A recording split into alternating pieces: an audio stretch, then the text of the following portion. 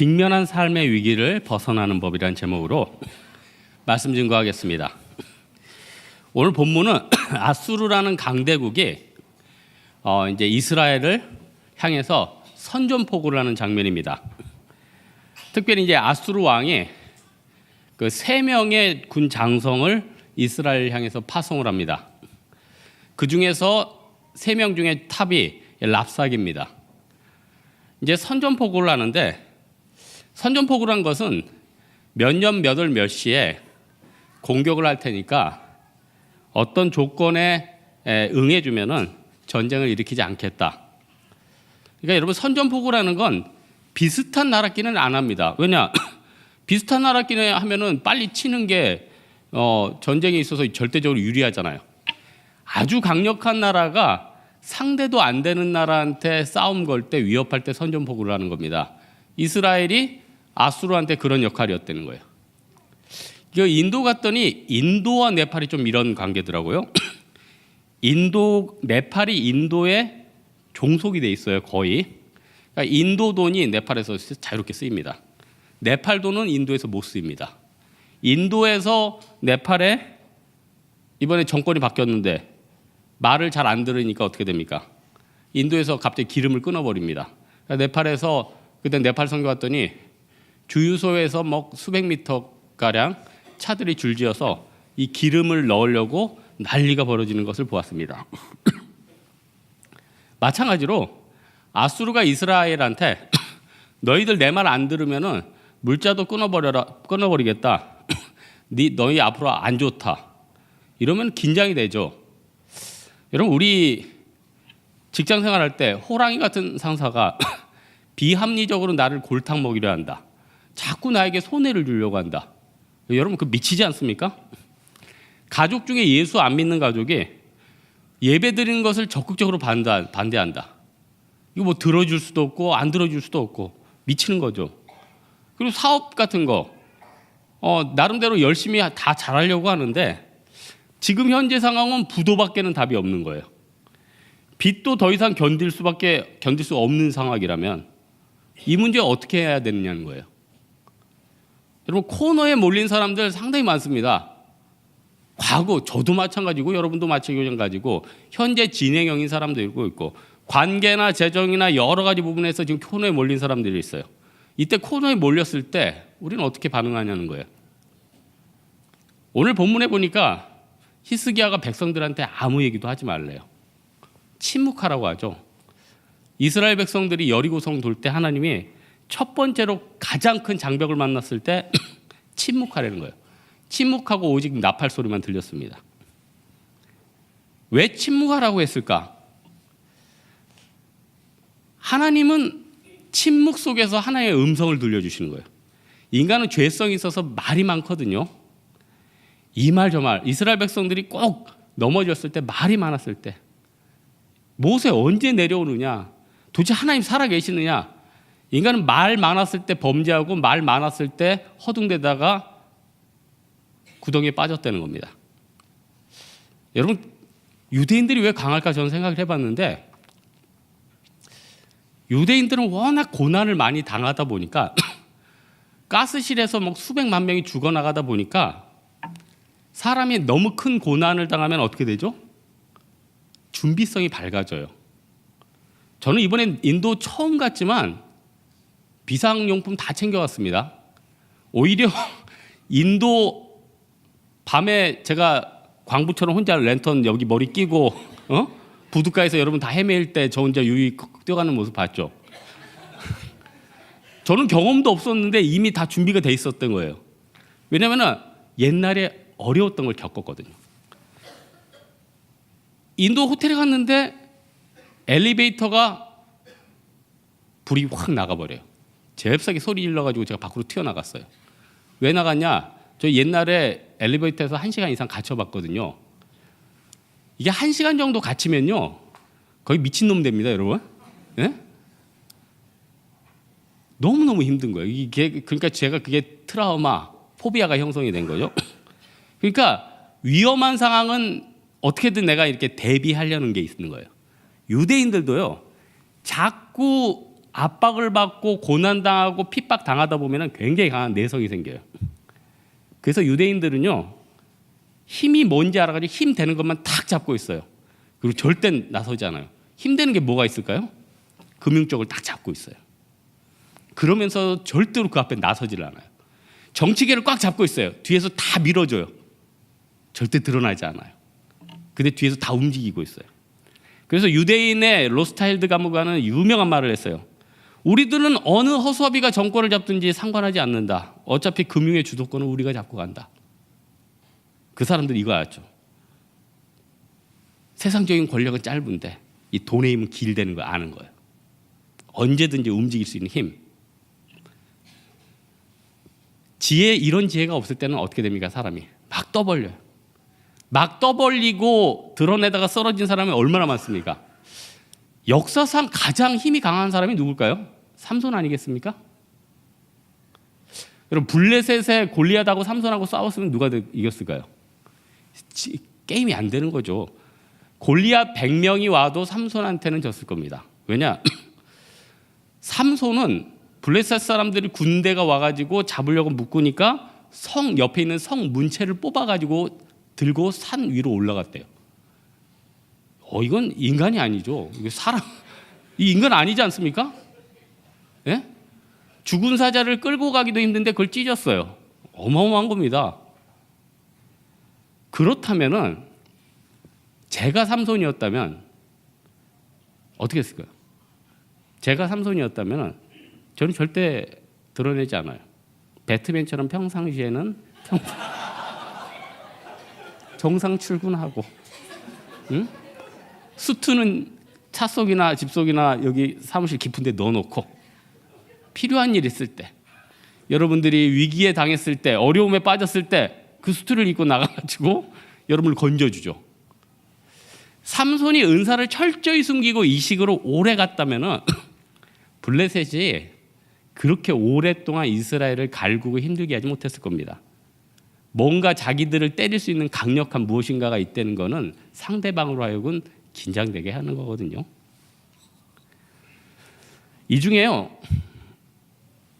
내가 지위가 조금 있다 이런 사람들, 그거를 감춰둬야 됩니다. 그거 정말 필요할 때 써야 돼. 쉰들러 리스트처럼. 이 중에 돈 많은 분 계십니까? 평범할 때는 없는 것처럼 지내다가 오바댜처럼 선지자들이나 물질이 필요한 곳에 뒤에 돈을 공급해 줘야 돼요.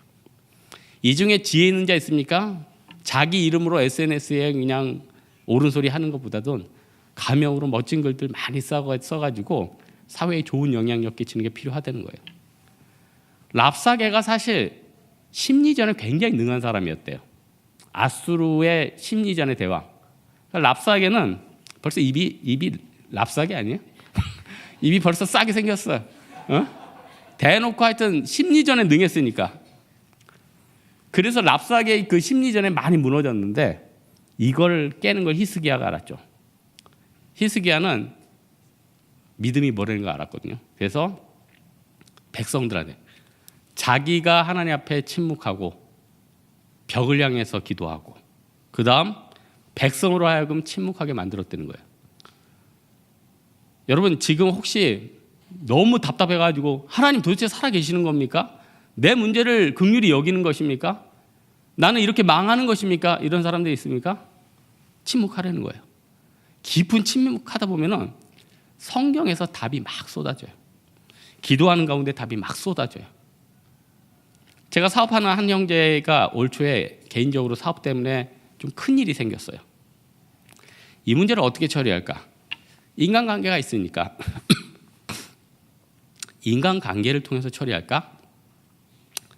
돈이 좀 많이 들어가지만 회사 돈을 많이 투입해서 처리를 할까? 아니면 시간으로 한번 버텨볼까? 능력이 있는 사람이라 어느 걸 동원하든지 데미지는 크겠지만 해결은 할 수 있는 상황이었어요. 그냥 다 기도하면서 하나님 앞에 맡겼대요. 그랬더니 자기가 드려야 될 시간, 물질, 관계, 에너지 10분의 1 정도로 다 해결됐다는 거예요. 다 해결됐다는 거예요. 네?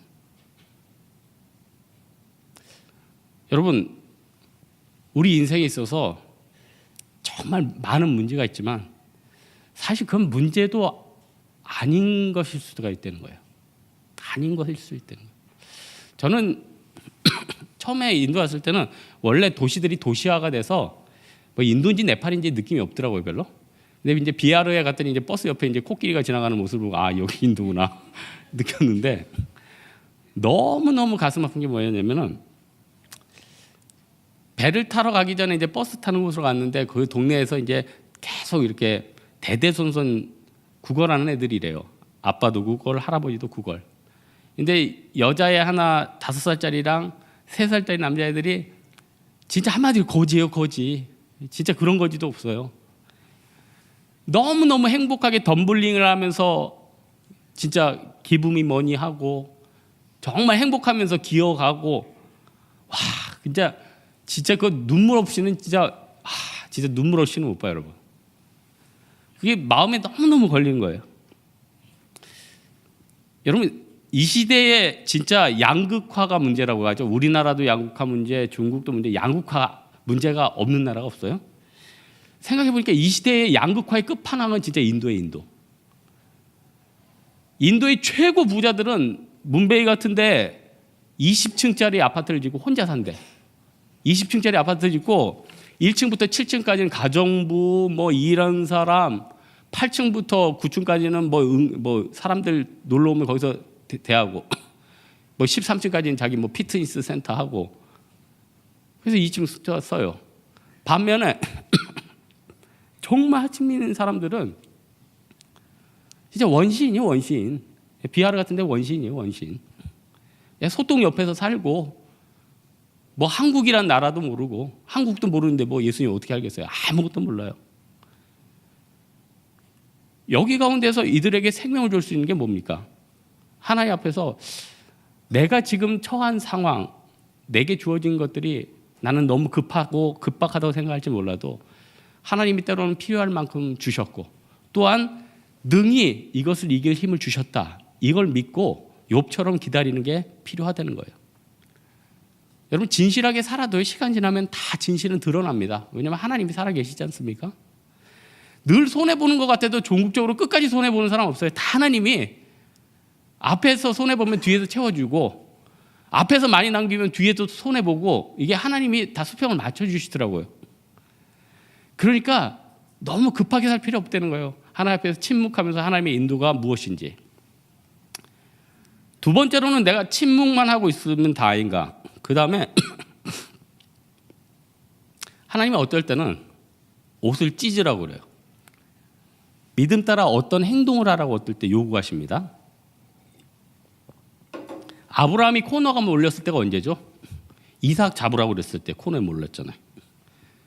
여러분, 당장 내일 부도난다. 그러면 여러분 오늘 무엇을 하시겠습니까? 여러분, 사랑하는 형제자매들이 당장 헤어지자고 한다. 그럼 여러분 오늘 당장 무엇을 하겠어요? 여러분, 이 중에서 곧이 또 떨어졌는데 당장 무엇을 하겠어요? 커다란 문제가 생기면요, 성경에 많은 인물들이 옷을 찢었어요. 저도 20대 때 어려운 문제가 있어가지고 제가 광림기도원에 경기도 광주에 있는데 가서 혼자 많이 기도를 했어요, 며칠 동안. 그래서 이제 부모님이 저 안 보이면 거기 어떻게 연락해가지고 이제 집으로 와라 전화도 하고, 뭐 집을 나간 건 아니에요. 뭐 부모님하고 사이가 좋으니까. 그냥 문제, 인생에 무슨 다 문제가 있으니까 기도하는 거 아니에요? 근데 어느 날 내 문제를 놓고 간절히 기도하니까 이 구절들이 생각나더라고. 옷을 찢고 기도하는. 그래서 제가 그날 옷을 찢었어요. 와이셔츠였는데 앞에 단추가 이렇게 떨어지면서 나오고 이제 거의 뭐 고려사 강인이 돼서 나갔는데 옷을 찢었다. 그만큼 내가 하나님 앞에 그냥 그만큼 갈급하다는 거 아니에요? 이런 거라도 없으면 여러분 어떻게 살아가겠습니까? 이 세상은. 이런 몸부림이라도 없으면 우리가 하나님 앞에 어떻게 응답받겠냐는 거예요. 히스기야가 왕이었지만 이런 몸부림이 있어서 15년을 살았습니다. 아합하고 히스기야가 반대편이 뭔지 아세요? 아합은 포도원 그 왕인데 그렇게 많은데 포도원 하나 더 갖겠다고 그거 못 갖겠다고 하니까 삐져가지고 하나님을 향해서 돌아 누웠대요. 그러나 히스기야는 하나님 향해 돌아 누운 것이 아니라 하나님을 향해서 벽을 보고 하나님 앞에 기도했다는 거예요. 자기 이걸 찍고 간구했다는 거예요. 여러분, 이 중에 혹시 인생에 너무 문제가 있는 사람도 있습니까? 한번 하나님 앞에 내가 어떻게 한번 손해볼까? 이런 평생 신앙생활 하는데 아직까지 내 기도 응답, 내 문제 해결 한 번도 하나님 앞에, 성도 앞에, 내 주변 사람 앞에서 내가 한번 손해 한번 보겠다 이렇게 큰 손해 보려는 생각 안 했다면 이거 부끄러운 신앙입니다. 제가 이 비행기에서 한 13시간 정도 타니까 한 10시간 가량은 혼수 상태로 있다가 10시간이 넘어서 눈이 떠졌어요. 그래서 영화가 있길래 하나 봤어요. 익스토르션인지 하여튼 제목은 정하지 않아요? 영화인데 의사가 아내와 작은 아이를 데리고 쿠바 근처 같아요. 미국 사람인데 이제 무인도에 잠깐 그날 관광하고 오겠다고 보트를 빌려서 나갑니다. 관광을 하고 돌아오려는데 보트에 시동이 안 걸리는 거예요. 무인도인데 뭐 그 해안가고 미국도 아니고 하다 보니까 답이 없는 거예요. 거기서 하루를 보내고 이틀을 보내고 3일을 보냅니다. 물이 없으니까 어떻게 돼요? 삐쩍삐쩍 말라갑니다. 진짜 난감하겠죠. 저 같으면 그때 하나님 앞에 진짜 요나의 기도를 드렸을 텐데 그냥 누워 있는 거예요. 근데 지나가던 그 쿠바인지 어느 그 해안선에 어부가 발견을 했어요. 이 사람이 이 가족을 딱 보더니 이 의사는 이제 눈을 떴죠. 이제 살았구나. 근데 이제 이 의사 지갑을 이 어부가 딱 보는 거예요. 딱 열어보니까 미국 의사예요. 순간적으로 이 사람한테 돈을 인출을 많이 할 수 있겠다. 또 워낙 어려운 나라고 또 그강 건너가가지고 미리국 안 하면 살 수 없는 나라니까 $100만 주면 꺼내주겠다 그래요. 근데 그 주인공이 나는 $100만 없다. 그 정도까지는 없다. 근데 막무가내야. 아내와 아들은 무인도에 남겨두고 그 남자만 끌고 나와서 은행에서 같이 들어갑니다. 그리고는 어떻게 해가지고 어느 선까지 인출을 해요. 그러면은 돈 받고 아내와 아들 살려주면은 자기도 잘 먹고 그러면 될 거 아닙니까? 어떻게 뭐 경찰이 거기 잡기도 힘들고. 근데 이제 악인의 특징이 뭐냐면은 증거 인멸까지 해야 되는 게 또 이 악인들의 특징 아니에요. 그러니까 아내와 아들 데려간다고 하고는 그 배에 싣고 가가지고는 배에서 잠궈버리고 배 바닥을 부수기 시작합니다. 그거 보면 이제 뭐 화가 나요. 결국 배를 침몰시켰는데 극적으로 살아나서 결국은 경찰에 신고하고 건져내면서 이제 영화는 끝납니다. 영화 보면서 기분이 너무너무 나빠요. 사람들이 악해도 이렇게 악한가? 여러분 주변 사람들 보면 그렇지 않습니까? 이제 돈 한 푼이면 이제 사람들 죽이겠다는 거예요. 살리기만 해도 부족하고 시간이 아까운 인생인데 지금 죽이겠다고 세상은 난리예요. 하나님이 심판 안 하겠어요? 공의의 하나님이라면 왜 심판 안 하겠어요? 이번에 사역할 때 낙타섬 돌아가는데 배가 우리 두 척이 들어갔는데 한 척이 앞에 연료가 떨어졌어요. 제 배는 아니라 감사했는데. 근데 우리 배가 가가지고 그냥 지나쳤겠어요? 그 앞에 가지고 뒤에 줄을 묶어가지고 그 배를 끌고 들어갔어요. 끌고 들어가서 또 복음 증거하고 나오고. 어떤 사람은 그 배를 통해서 많은 사람들을 죽이고 그걸로 돈 벌겠다고 난리치는 사람이 있고, 우리가 잘났다는 건 아니지만 어떤 사람들은 다른 배를 끌어주고 거기서 생명을 살리고 돌아오겠고. 하나님이 누구를 축복하겠습니까? 누구를 축복하겠어요? 없어도 마리아처럼 깨는 거예요. 여러분 마리아 행동이 왜 대단했냐면은 그 당시 유대인들의 상식으로는 마리아가 저 1,500만 원이나 되는 향유를 다 깨기에는 상식적으로 저 정도까지는 아닐 거라고 생각했는데 마리아는 상식을 깨버린 거죠. 내가 있는 향유 값 다 깨버리는 거야. 제가 지난주 저녁 설교 때 그랬죠. 제가 다른 건 다 해도 연극만은 못하겠다. 결국 연극을 했어요. 연극을 했는데 아니 그냥 집사님이 너무 열심히 하시는데 그냥 하나님이 처음에 천지창조만 해주고 들어가래요. 근데 막상 해보니까 천지창조가 할 게 많더라고요. 빛 만들어야 되지, 동물들 만들어야 되지, 아담 하와 빚어야 되지, 신약까지 내려와서 예수님 파송까지 했어. 지나고 보니까 이거는 주인공이에요, 주인공. 에? 근데 너무너무 감사하더라고요. 왜냐면은 여러분, 자기가 재능이 준비되어 있다고 쓰임 받습니까? 준비되어 있다고 쓰임 받지 못하는 게 인생이고, 아무 준비가 안 돼 있어도 쓰임 받는 게 인생 아니에요? 제가 방금 들은 얘기인데 어떤 중고등부 하는 그 부서 얘기를 제가 들었어요. 뭐 다른 교회인데 중고등부가 10명이래. 10명. 7명이 찬양팀이고 3명이 앉아 있는데 그 3명이 자꾸 나 뭐 율동도 하겠다, 나 무슨 부도들 자꾸 말린대요. 니네들이라도 앉아 있어야지. 아니 관객이 한두 명은 있어야 되는 거 아닙니까? 아니 생각해 보세요. 전군의 간부가 여기 북한이에요? 에? 그랬을 때 그 앉아 있는 한 명은 너무나도 귀중한 사람이에요. 저는 내가 저녁 예배 올라왔는데 나도 정신 없죠. 근데 너무너무 우리 팀원들 중에 감사한 사람이 있어요. 지금 오늘 청소라 제가 인도 선교 갔다 왔는데 한두 명만 도와줬으면 좋겠다. 근데 그 사람들이 다 남았어. 너무너무 감사하죠. 너무너무 감사하죠. 내가 평신도래도 저도 남았을 것 같아요. 인간관계를 위해서. 근데 쉽지 않은 거예요. 쉽지 않은 거예요. 하나님 앞에서 내가 무엇을 할 수 있을까 생각하지 말고 내 존재 자체가 하나님 앞에 선물이에요. 내가 어디 가면 그 자체가 영광이에요. 우리 하나만 더 살펴보겠습니다. 마지막으로 내가 믿음의 대처를 해야 된다는 거예요. 히스기야를 향해서 또 이스라엘 향해서 랍사게가 어떤 얘기합니까? 니네 개죽음 당하지 말고 떠나라. 이 땅 떠나라. 이 땅을 떠나라는 의미는 두 가지죠. 여기 있으면 망하니까 예를 들어 우리나라 말고 베네수엘라라고 칩시다. 나라가 막 어려워져요.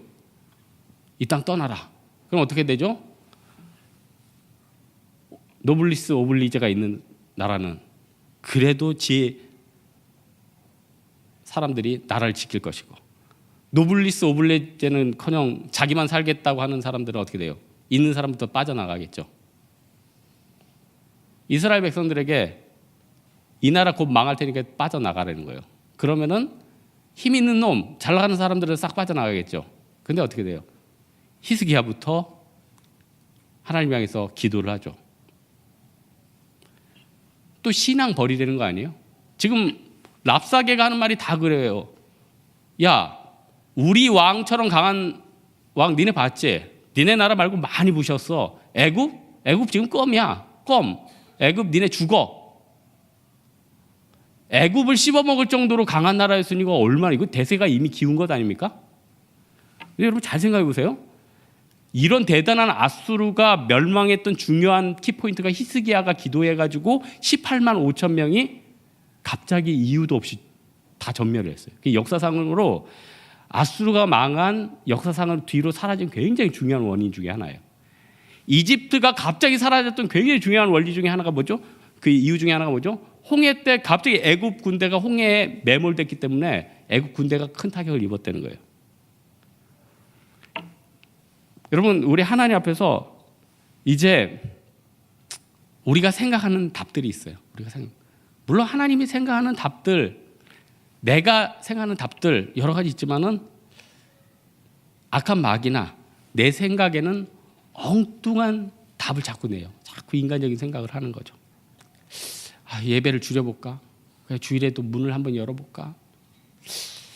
좀 저 사람 한두 번 크게 한번 속여볼까?